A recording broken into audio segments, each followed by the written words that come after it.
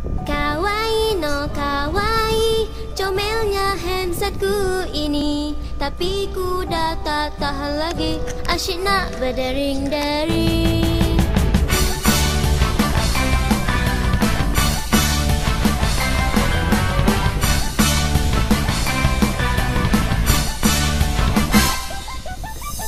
Dari pagi hingga petang aku asyik berfikir, patutkah aku melarikan diri dari bayanganmu. Dari petang hingga malam hatiku tak rasa tenang. Sudah ku katakan padamu, aku masih lagi muda.